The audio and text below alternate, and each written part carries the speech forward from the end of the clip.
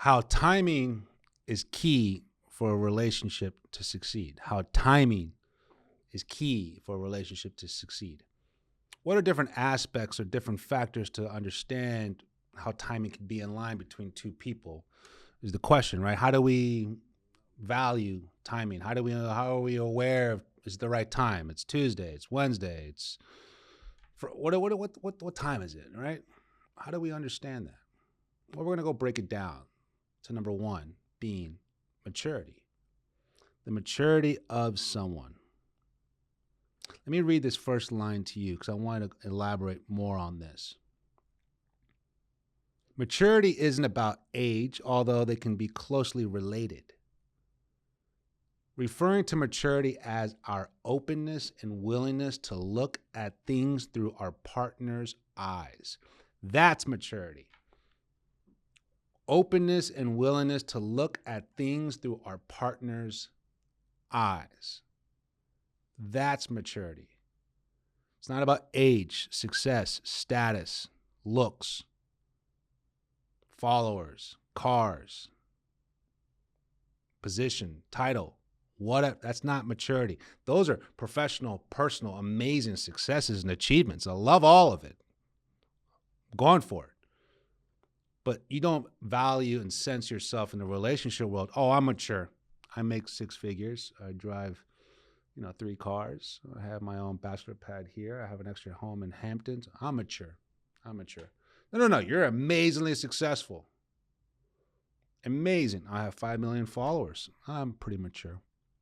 No. You're great at content creating. You're an amazing influencer. You're mature in different aspects in your life, which is great. I love that. I think it's amazing. Those are great, awesome tools, a great work ethic. But it doesn't make you mature in relationships. And so there's been a time, take a little break, cut this off.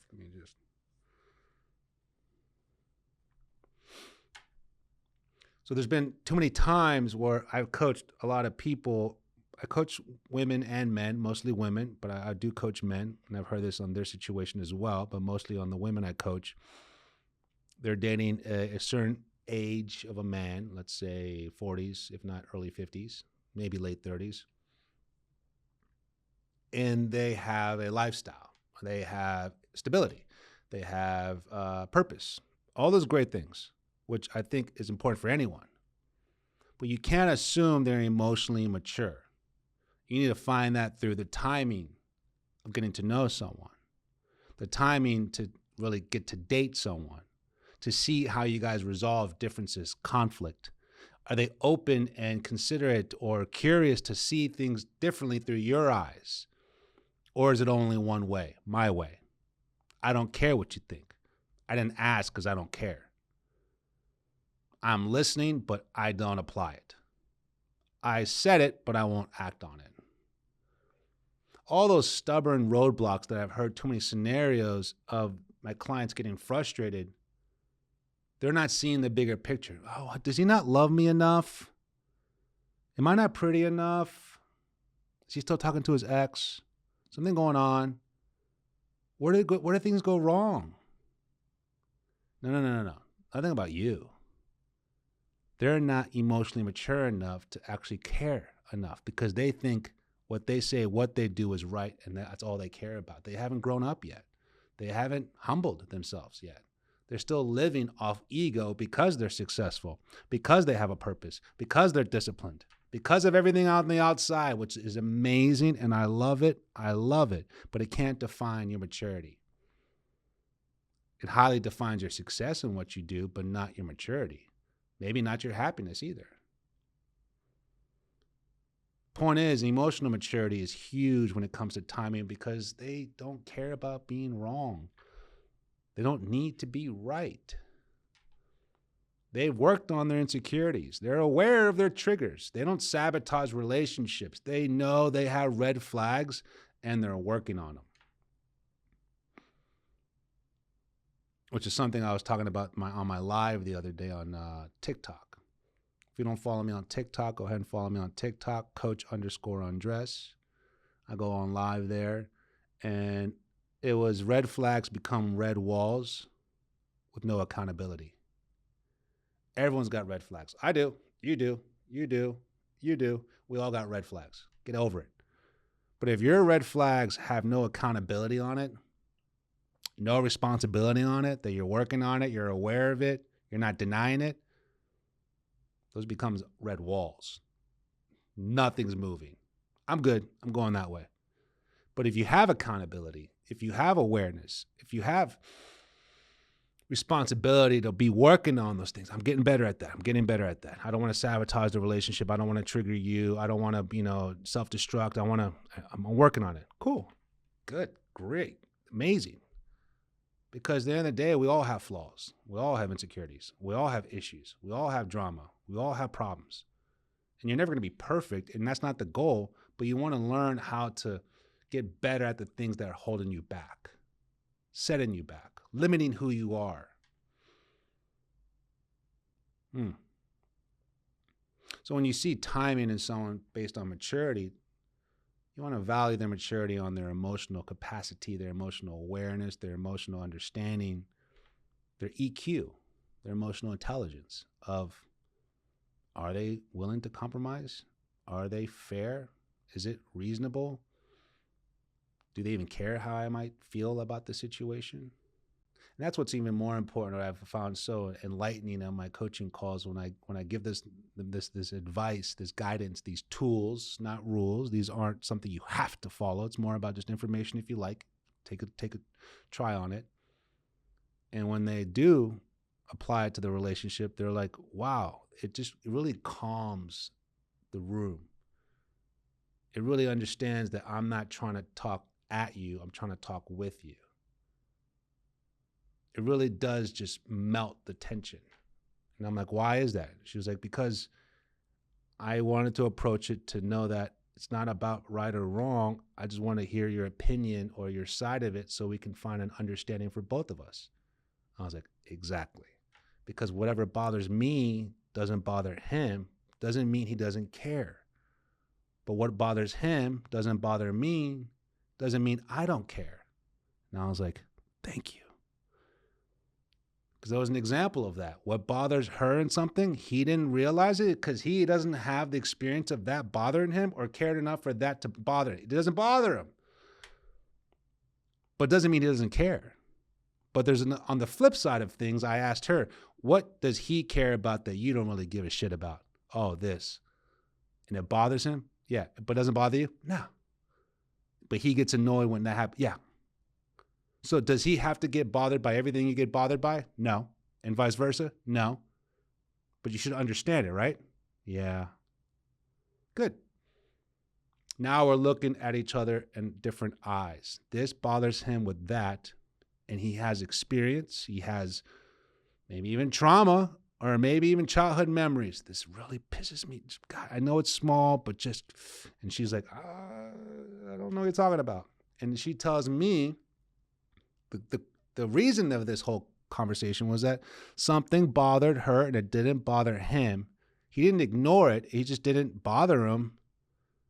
But she questioned everything about him. Does he really like me? Does he really care about me? I was like, well, your boyfriend? Yeah, your boyfriend cares about you. Not your bumble boo. Not your hinge honey.